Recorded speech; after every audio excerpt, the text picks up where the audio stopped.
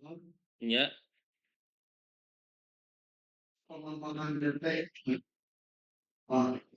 sini itu berarti. Baik, bismillahirrahmanirrahim. Assalamualaikum warahmatullahi wabarakatuh. Waalaikumsalam warahmatullahi wabarakatuh. Ya, kedengaran suaranya jelas atau ngerebek? Jelas, Tad, jelas. Ya, Jelas. ih, kepetek kan punya yang soalnya.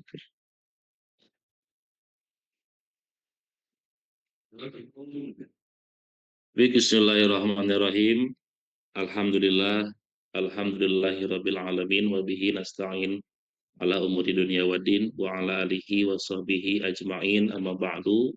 Rabbi shrah li sadri wa yassir li amri wa hlul 'uqdatam min lisani yafqahu qawli yafqahu ya alim. Puji syukur mari sama-sama kita panjatkan kehadirat Allah Subhanahu wa taala. Alhamdulillah pada siang hari ini kita masih diberikan kekuatan, kesehatan untuk senantiasa mempelajari ilmu-ilmu agama khususnya dalam bidang fikih, tentunya dalam kajian kitab Fathul Qorib. Mudah-mudahan ini menjadi wasilah, menjadi perantara untuk senantiasa kita mendekatkan diri kepada Allah Subhanahu wa taala. Salawat serta salam semoga senantiasa tercurah limpahkan kepada junjungan kita Habibana wa Nabiyana Muhammad Sallallahu Alaihi Wasallam, tak lupa kepada keluarga, sahabat, tabiin dan tabiatnya, termasuk kepada kita selaku umatnya, mudah-mudahan mendapatkan syafaat yaumul kiamah. Baik, izin share screen Bapak Ibu semuanya. Barangkali ada yang melihat kitab kuningnya, silahkan bisa dibuka di halaman 46. Adapun yang tidak terdapat kitab kuningnya, silahkan bisa sama-sama melihat layar monitor HP ataupun laptopnya masing-masing. Bismillahirrahmanirrahim. Faslun fi walimatul ursh, di dalam menjelaskan tentang pesta pernikahan atau napi hajat nikah menurut orang Sunda. Wal walimatu alal ursi, dan melaksanakan pesta pernikahan mustahabbatun, hukumnya disunahkan. Wal muradu, dan yang dimaksud dengan pesta pernikahan itu ta'amun, adanya makanan yatakhodu, yang disiapkan lil ursi, untuk pernikahan. Jadi saukur ayat cai-cai, kopi-kopi, ranginang saroja, ayat tadi sudah termasuk pesta pernikahan. Waqala, dan berkata Asy-Syafi'i, Imam Syafi'i, tasdukul walimah, sedekah dalam walimah, dalam pesta pernikahan, ala kulli da'watin, kepada setiap orang yang datang, li hadisin sururin, karena adanya rasa bahagia. Pada bahagia terus ditikahkan dengan orang yang selama ini dicintai. Wa aqaluha, dan ukuran paling sedikit, lil muksir, untuk ukuran orang kaya, syatun, yaitu satu domba. Jadi pangsa alitna adalah satu domba ukuranana untuk menggelar sebuah hajat. Walil mukil, dan batasan orang yang terbatas dalam ekonomi, matayasaro, sesuatu yang dianggap mudah bagi dia. Wa anwa'uha, dan bentuk-bentuk hajat, bentuk-bentuk walimah itu kasirotun, bentuknya banyak sekali. Mazkurotun, yang diceritakan atau dijelaskan fil mutawalati, dalam kitab-kitab yang referensinya panjang.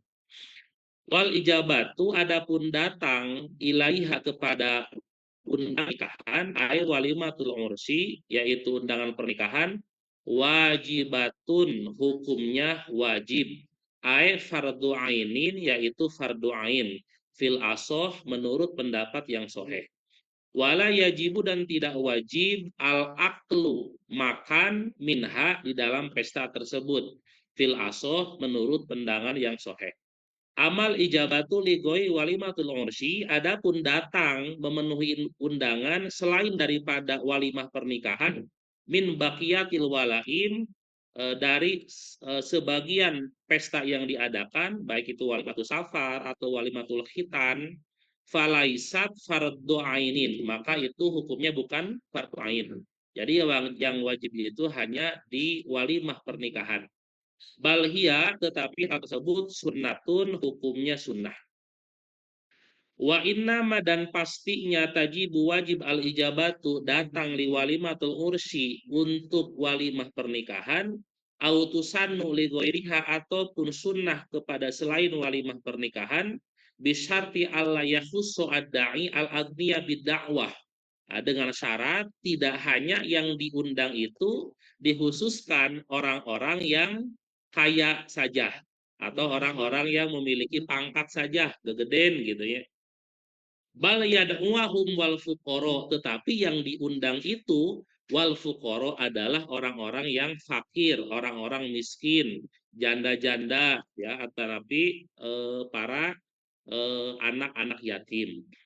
Wa ayat wahum, dan wajib datang kepada undangan pernikahan fil yaumil awal, di hari yang pertama. Fa'in awalam salah satu ayam, dan tidak wajib datang kepada yang mengadakan pestanya 3 hari. Mana itu ya? Walatus habu, tetapi hal tersebut disunahkan. Waktu krohu, bahkan dimakruhkan fil yaumi salis, datang di hari yang ketiga. Wa baqiyatu syurut, dan sisa daripada syarat-syarat mazkuroh yang telah diceritakan fil mutawalati, di dalam kitab yang panjang. Wa qaluhu, dan ucapan musannif illa min uzrin, kecuali ada uzur. Ai mani'i minal ijabati lil walimah, yaitu tercegahnya datang kepada pesta pernikahan. Kayakuna, seperti terbukti fi maudhi'i dakwah, di dalam tempat pernikahan tersebut, may yata'azzabihi al-mad'u, seseorang yang bisa menyakiti seseorang yang datang. Jadi nikah nate mantan. Nah, itu kayak tuh kosi datang, sabab membuat luka ketika datang. Nah, aula taliko, ataupun sesuatu yang tidak layak bihi, dengan pesta tersebut, mujalah satuhu, duduk bersama mereka. Oke, ya, alhamdulillah. Bapak Ibu rahimahullah, setelah kemarin 3 pertemuan kalau tidak salah kita membahas tentang mahar dan kedudukannya. Nah, sekarang adalah mengenai tentang pesta pernikahan, atau kalau dalam bahasa kita mah disebutnya hajat nikah, resepsi. Yang pertama Bapak Ibu semua, hukum untuk mengadakan sebuah pesta pernikahan di dalam agama itu dihukumi sunnah. Nah, sunnah dalam ilmu fikih itu Bapak Ibu semua adalah yusabu ala filihi wala ilaqabu ala tarihi. Diberi pahala ketika dikerjakan dan tidak berdosa ketika ditinggalkan. Itu isi sunnah. Nah, sekiranya Bapak Ibu semua, jadi hukum untuk mengadakan pesta ini bukan wajib tetapi sunnah. Tapi banyak kita saksikan untuk zaman sekarang ini, banyak sekiranya pesta-pesta yang kemudian kewajiban.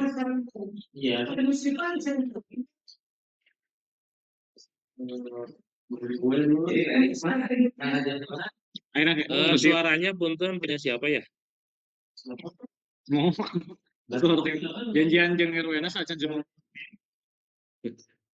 Ustaz Heri, punten suaranya di mute sebentar. Oh iya. Punten. Ya, bahkan teman hadirin sekalian, bahwa pesta pada zaman sekarang ini kadang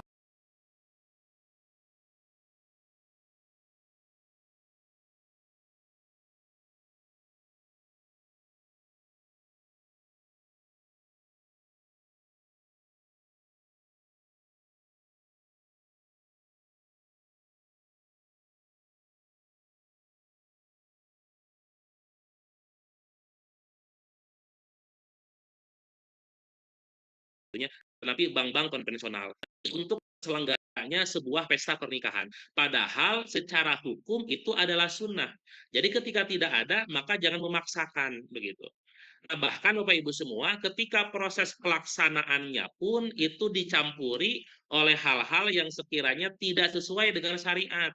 Misalkan Dina Pestana malah mengundang orkes dangdut, Ade Astri diundang begitu ya. Nah, maka yang namanya orkes dangdut tidak menutup kemungkinan nu mabokna aya, nu gelutna aya, anu lupa kepada Allah itu sudah biasa begitu ya. Jadi semua dosa yang ada di sana maka tanggung jawab terbesarnya adalah orang yang mengadakan walimah pernikahan. Dan ini sedikit aneh Bapak Ibu, hari tujuan nikahnya sakinah mawadah warohmah gitu ya. Tapi proses awalnya sudah dibumbui oleh hal-hal yang sekiranya di luar pada ketentuan syariat. Uangnya bercampur riba, dalam pelaksanaannya juga ada pesta dangdut segala macam, itu jauh daripada rahmat Allah Subhanahu wa taala. Nah, kita bisi nanti ya menikahkan anak ataupun saudara segala macam, maka hal tersebut tentunya harus sesuai dengan aturan-aturan Allah. Apabila tujuan dari pernikahannya itu adalah sakinah mawadah warohmah. Nah, yang kedua Bapak Ibu semua, hukum menyelenggarakan pernikahan ini secara hukum itu boleh di siapa saja. Boleh di suaminya, boleh juga di istrinya. Tidak mesti dari suaminya. Tidak seperti mahar. Cuma kegaliban di kita, di orang-orang Sunda khususnya, itu biasanya pesta pernikahan itu galib nate di pengantin wanita, nah begitunya. Nah, padahal sah-sah saja ketika laki-lakinya juga mengadakan pesta pernikahan. Ima beunghar dua nana, laki-laki na beunghar, ahwat na beunghar, maka dua-duanya mengadakan pesta. Nah, itu sah-sah saja silahkan. Jadi tidak mesti kuat di perempuan begitu. Nah, kemudian Bapak Ibu semua, yang ini yang paling penting, bahwa ketika kita diundang untuk sebuah pesta pernikahan, maka wajib datang gitunya. Karena ini sifatnya fardu ain. Artinya ketika kita tidak datang tanpa ada alasan yang jelas, tanpa ada udzur syar'i, maka kita berdosa. Bu Dewi isukan ngundang nikahan gairan kepada guru-guru di SMA Darut Tauhid misalkan. Nah, maka semua guru yang diundang wajib datang. Yang penting datang, Bu. Amplop nama tuh wajib sebenarnya mah gitu ya. Nah, ngan iya merendah acara dari gitu ya. Acara isin, makanya ada tuang wungkul kan gitu. Nah, jadi yang penting adalah datang. Nah, kadang-kadang kita ge datang nah henteu ai amplopna dititipkeun. Nah, itu ge tidak menggugurkan kewajiban datang. Karena yang paling penting itu adalah datangna. Jadi amplop nama nomor nomor hiji anggar ini ya. Nah, jadi masalah amplop, makam segala macam, nah itu sebenarnya di luar kewajiban. Jadi yang pokok nama minimal datang dulu karena itu adalah wajib ain gitu ya. Kecuali Bapak Ibu semua pesta-pesta selain pernikahan. Bisa walimatul safar, mau umroh, mau haji, atau walimatul khitan. Nah, itu mah hukumnya sunnah. Nah, jadi yang wajib itu hanya walimatul urus pesta pernikahan. Nah, dan yang penting Bapak Ibu semua, terkadang yang salah di kita dalam proses pernikahan ini, nu diundang teh Bapak Ibu adalah orang-orang yang memiliki nama, orang-orang yang memiliki jabatan saja, sedangkan kita lupa tetangga sekitar gitunya yang sudah janda, sudah tua renta, jangankan untuk diundang, datangnya dianggap sebuah ancaman. Nah, inauzubillah gitu nya. Sabab tujuan tina pernikahan teh Bapak Ibu semua jangankan nu jauh heula, nu deket minimal ngasaan. Jadi nu deket teh anu sudah randa-randa henteu kaambek, ambur rendang wungkul begitunya. Ai rame na kabagian gitu, riweuh na kabagian, sengit daging na kabagian, tapi tidak diundang. Nah, sekiranya orang tersebut merasa sakit hati karena tidak diundang oleh sohibul bait, kemudian dia ngadoa ke Allah bahwa mudah-mudahan pernikahan anak tidak jadi atau napi banyak masalah, itu bisa diijabah Bapak Ibu. Karena dia statusnya adalah orang yang terzolimi. Dan orang yang terzolimi itu mustajabatun doanya. Doanya diijabah. Nah, jadi anu haraja, nu baleunghar, jangan lupa finansial. Nah, jadi jangan lupa gitu ya. Nah, terakhir Bapak Ibu semua, boleh kita tidak datang karena ada uzur. Kalau dalam hal ini gampangnya adalah yang nikahnya itu adalah mantan. Ternyata malah pas nanti babaturan orang deket. Sekiranya kalau kita datang, mantak nyeri hati, mantak menangis, mantak sedih. Nah, kalau sekiranya seperti itu, Ustadz Riki, jadi tuh kudu datang nggak apa-apa. Itu dianggapnya adalah udur syar'i, gitu ya. Daripada nanti Ustadz Riki ketika datang ngacak-ngacak, parasman diamparkan, dialungkan, kalau tidak dialung-alungkan, dikacak-kacak, karena tidak terima nikah pernikahan mantan, gitu ya. Nah, itu mah lebih baik jangan datang saja. Nah, ini biasanya terjadi banyak di pesantren-pesantren Bapak Ibu semua. Jadi pacarannya udah 6 tahun, nikahnya jeung batur, sakit luar biasa. Nah, maka itu lebih baik tidak datang saja. Bisa kalah hancur pernikahan anak, bisa kalah sedih hati nak, maka hal itu dianggap uzur, gak usah datang kepada pesta pernikahan. Nah, ini tidak terlalu banyak pembahasan yang rumit Bapak Ibu, cuma pada intinya satu, dalam pesta pernikahan ini kalaulah tidak ada biaya, tidak ada dana, maka jangan memaksakan. Toh ini hukumnya hanya sunnah. Dikerjakan mendapat pahala, ditinggalkan pun tidak berdosa. Jangan kalah sama ego, jangan kalah sama gengsi. Syariat memandang ini hanya sunnah. Sehingga sangat-sangat tidak dianjurkan ke pihak-pihak yang ada ribanya, maka itu menjadi sebuah keharaman. Nauzubillah min zalik. Dan yang paling penting terkadang orang yang hajat walimah itu Bapak Ibu kayak orang berbisnis, kayak orang berdagang. Jadi yang dihitung hanya untung rugi. Saya modal 50 juta ya. Maka kumaha carana agar nanti uang amplop itu lebih daripada 50 juta. Jadi dikatakan hajat itu berhasil ketika uangnya itu melebihi daripada modal. Nah, IG prinsip yang sangat salah. Karena walimah itu bukan dagang, walimah itu bukan bisnis, tapi walimah itu adalah bentuk syukuran kita kepada Allah karena sudah ada daripada anggota kita yang sudah dinikahkan dan itu adalah ibadah. Seyogianya maka jangan dilihat untung rugi maka dilihatlah keberkahan tetangga jadi kebagian dahareun gitunya, saudara jadi kebagian makanan segala macam, maka semua orang-orang yang ada di sana itu kebagian idholus surur, kebagian kebahagiaannya. Nah, jadi jangan sampai dengan hajatna kita teh justru tetangga menjadi ilfil, tetangga menjadi mendoakan segala macam. Itu tidak diharapkan. Jadi minimal memeh orang nu jauh, nu deket, merasa kebahagiaan dengan walimah yang kita selenggarakan. Sekian Bapak Ibu, mudah-mudahan ada manfaatnya. Barangkali ada hal-hal yang ingin didiskusikan, dipersilahkan. Silakan Ustaz Izinkan, Eri. Kang Naros. Mangga. Bismillah. Izin bertanya terkait dengan undangan ya tadi tentang undangan pernikahan. Nah, fenomena sekarang itu kan yang sudah mulai masuk ke zaman digital gitu ya, dan jarang jarang sekali undangan-undangan cetak teh. Dan memang undangan digital itu kan kadang-kadang dikumken gitu ya, misalkan di grup, mangga di haturanan hadir gitu ya. Dan itu tidak disebut satu persatu si orangnya. Nah, itu hukumnya masih tetap fardu ain atau bagaimana begitu? Kumaha? Ya, kalau undangannya dikumkan, misalkan guru SMA Darut Tauhid. Nah, itu tidak mencakup satu persatu nama-namanya, Ustaz Eri. Jadi ketika ada 2 orang saja yang datang, maka itu sudah mewakili, gitunya. Karena memang di undangannya pun tidak dirincikan. Jadi mun hoyong datang sadaya nama wayah nak ada mau undangan lagi seueur, jadi nggak modal gitu, Pak Eri. Nah, ulah sampai undangan hiji nu datang hayang 100 orang. Nah, itu tidak bisa.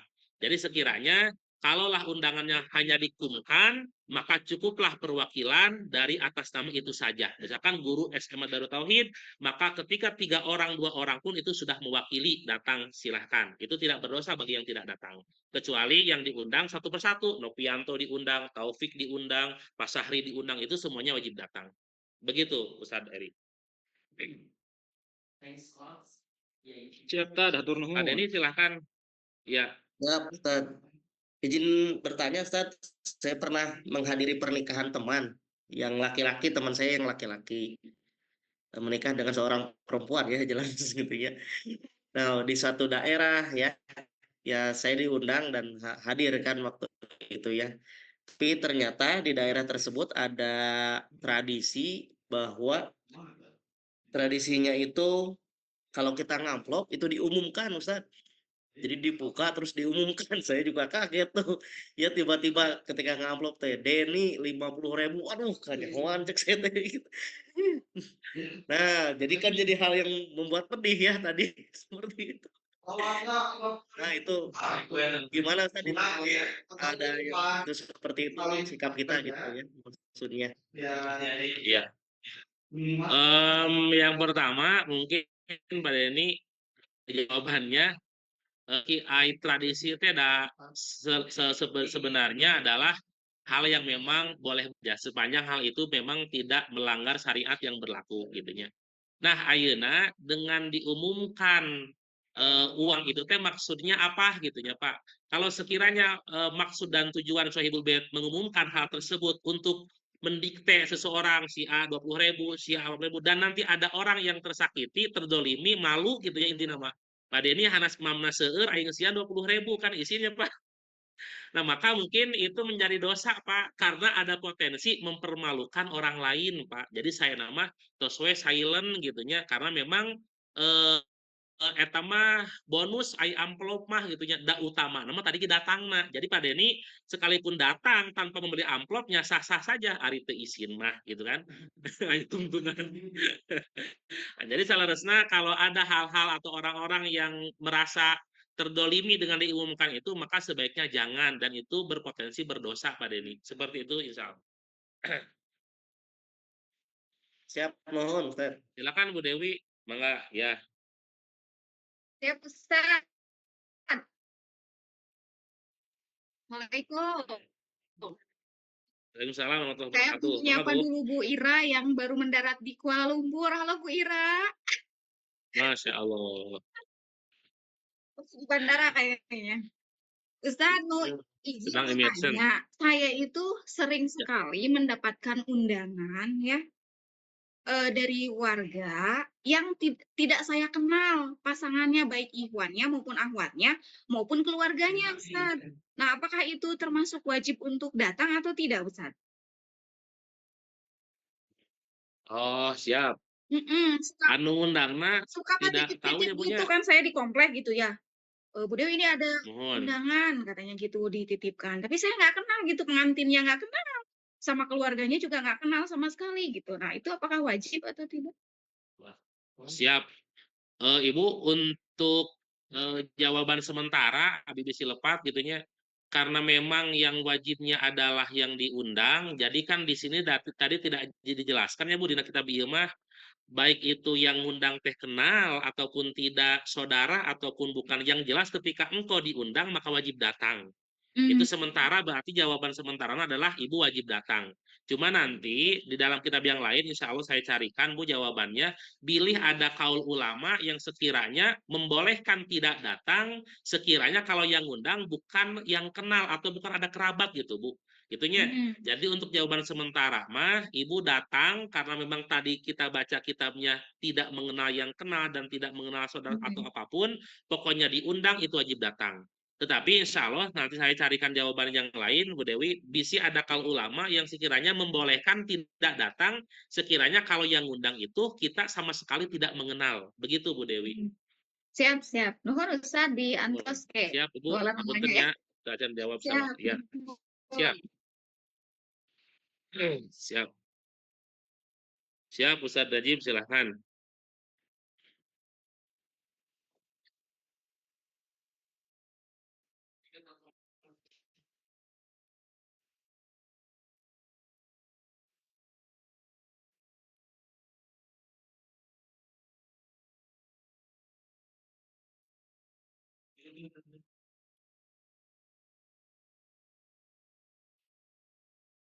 Betul.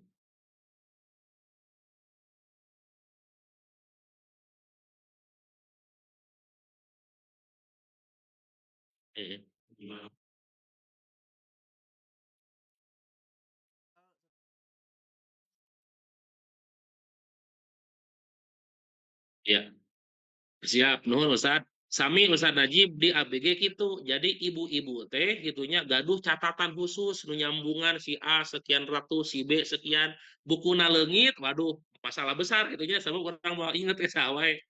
Nah, yang pertama Ustadz Najib, kalau di Abimah, jadi Ustadz Najib ketika memberikan berapapun kepada pamannya, misalkan 500.000, tapi ketika memberikan itu istilahnya bukan meminjamkan gitunya, bukan apapun, tapi itu mengasih. Maka menurut pandangan itu, pandangan hukum maksudnya, itu tidak menjadi sebuah hutang, karena hutang itu harus ada ijab qabulna, kecuali kalau Ustadz Najib mengatakan begini, Kang, iya mah 500.000, abi lain masihan, tapi nambutkeun, hitung-hitung mauran, bahasa orang saya mah gitu nya.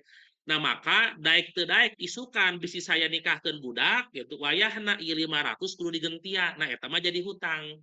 Tapi lamun tidak ada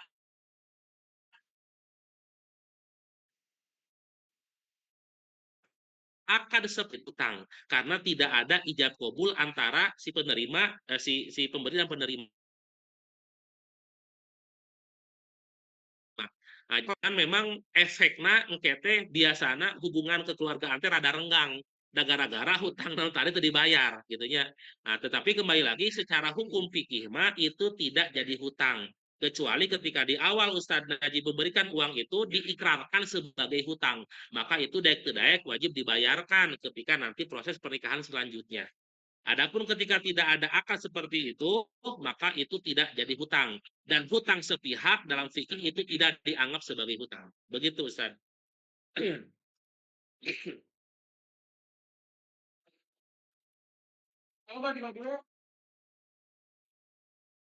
Siap, ada pertanyaan lain? Oh, silakan Teh. Ustadz, kan tadi menghadiri walimah itu hukumnya wajib kecuali ada uzur. Ya. Nah, ada aturan terbaru katanya sekarang itu nikah itu harus di hari kerja. Nah, apakah termasuk uzur kalau misalnya kita tidak hadir karena kerja misalnya? Gitu, Ustadz. Iya. Tadi di kitab ini yang memang termasuk udur itu hanya dua, ya Teh ya. Satu, ketika pesta itu membuat hati kita sakit. Yang kedua, kita tidak layak untuk datang. Misalkan itu tidak gelar dangdut gitunya, saya mah nggak suka melanggar saya, maka kita nggak lihat itu. Saya kembali lagi Teh, ini kitab sangat tipis gitu ya. Kurang ieu mah teu tiasa. Eri, kalau sekiranya ketidakhadirannya itu adalah udzur syar'i termasuknya, maka ketika dia tidak hadir nggak berdosa. Nah, ketika Pak Eri tidak datang karena alasan malas segala macam, tapi tetap mengirimkan kado, itu hukumnya dosa Pak Eri. Karena tadinya di awal nu wajib mah datang nak, bukan kado nak gitu. Dan ini hukumnya fardu ain, wajib kepada setiap orang. Nah, jadi diurang kadang-kadang salah kaprah, nu penting kado nawe, padahal mah kado na diberikan, orang tetap berdosa, dan orang mau datang, kecuali ketidakdatangan kita termasuk adalah udzur syar'i. Itu Pak Eri. Jadi wayahna aya diundang mah kedah datang, sekiranya teu uzur ataupun teu sakit, gak ada lembur segala macam, itu wajib datang. Silakan. Gitu Siap. Pak Eri. Atur nuhun, Tad. Ya, sami-sami. Di kolom chat ada izin ya saya bacakan. Oh iya, terusnya. Ustadz izin bertanya. Siap Ustadz Riki, silakan. Baik, Ustadz menyinggung kalimat yang Iya, Pak. barusan ya, yang terakhir karena kita tidak datang, kemudian menitipkan kado, maka hukumnya berdosa. Kemudian kita kalau dalam bahasa Sunda mah sasadu ya, minta maaf gitu. Kita menitipkan kadonya ke teman atau misalkan transfer, kemudian meminta maaf kepada sohibul bed karena tidak bisa datang, berarti gimana hukumnya ya?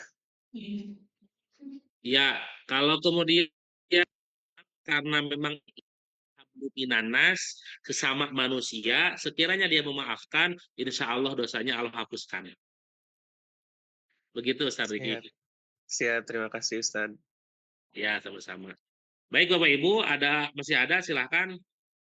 Masih Kalau Ustadz, tidak ada, Assalamualaikum. Waalaikumsalam. Silakan Ustaz. Izin bertanya Ustadz, kasusnya seperti ini Ustadz, kan dulu saya itu menikah di ketika COVID-19 dan tidak boleh mengadakan walimah gitu saja. Terus mertua saya itu berniat untuk mengadakan walimah setelah COVID tidak ada. Tapi kan beberapa tahun ke depan itu masih ada COVID lagi gitu. Setelah 2 tahun setelah COVID tidak ada, mau mengadakan walimah tapi sudah malu udah lama gitu Ustaz. Apakah walimah itu bisa terikat dengan waktu Ustaz? Nah, basinya Kang ya, pengantin Ya. bukan baru tapi bari lagi. Betul Ustaz. Ya, terus Ya. Ustaz. Salaresna Kang, untuk walimah ini kalau berkaitan dengan waktu tadi kan dibahas jadi ada 3 hari gitu ya. Jadi seseorang yang ketika hari hak menikah itu boleh sampai 3 hari pernikahan dan yang wajib itu di hari pertama. Cuma kalau sekiranya tadi pas akang nikah tidak melaksanakan walimah, nah maka boleh-boleh saja kapanpun. Jangankan 2 tahun kemudian, 20 tahun yang akan datang pun itu izin masih silahkan gitu ya. Jadi kesimpulannya tidak terikat dengan waktu gitu. Jadi sah-sah saja Kang dan itu tetap aja hukumnya kayak di hari H. Jadi ketika Akang yang undang kepada seseorang itu pun tetap tidak memandang oh ini mah udah Islami nikah lagi itu tidak seperti itu. Karena memang tidak terikat dengan waktu yang spesifik. Paham ya Bapak Ibu ya? Alhamdulillah ya, karena insya Allah materinya tidak terlalu berat, begitu ya. Insya Allah ini walimah yang perlu kita luruskan hanyalah proses pelaksanaannya saja. Jangan sampai walimah yang kita laksanakan itu ada hal-hal yang Allah tidak suka, dan jangan sampai dari walimah yang kita selenggarakan ada tetangga-tetangga kita yang justru mereka merasa terdolimi, merasa tersakiti. Justru dengan adanya walimah kita, tetangga-tetangga kita, para janda-janda, para yatim-yatim merasa bahagia karena mereka kebagian makanannya, kebagian itu yang diharapkan dari itu adalah bentuk syukur kita kepada Allah Subhanahu wa taala. Baik semuanya, alhamdulillah lewat 5 menit. Jarak yang jauh dan biaya terbatas ya. Jarak yang jauh dan biaya terbatas itu juga termasuk udzur syar'i. Ini timnya tadi cuma baik Bapak Ibu semua yang tidak terjawab pada kesempatan hari ini bisa diramaikan saja di grup kelas Sakopahnya begitu ya, insya Allah nanti saya jawab, termasuk yang tadi yang Bu Dewi saya juga PR-kan, insya Allah segera saya jawab, mudah-mudahan Allah tunjukkan dalilnya segala macamnya gitu ya. Baik Bapak Ibu semua, hatur nuhun atas waktunya, mudah-mudahan jadi ilmu kepada kita semua, dan insya Allah untuk minggu depan ini ada sensitif Bapak Ibu untuk temanya, karena ini adalah tema untuk menggilir para wanita. Jadi ini mah khusus kepada laki-laki yang istrinya lebih daripada 2. Nah, seperti apa yang bagusnya, seperti apa yang idealnya. Nah, Pak Denny terus ngahadekeun kopi ya, segana ada ini rencana. Pak Denny. Siap, Ya, mudah-mudahan panjang sadayana. yuswa, sarehat, sadayana. Sekian dan terima kasih. Wassalamualaikum warahmatullahi wabarakatuh. Waalaikumsalam warahmatullahi wabarakatuh. Bapak Ibu. Ya, bersama-sami. Nuhun Ustad. Nuhun Ustad. Ya. Nuhun Kiai. Nuhun Ustad.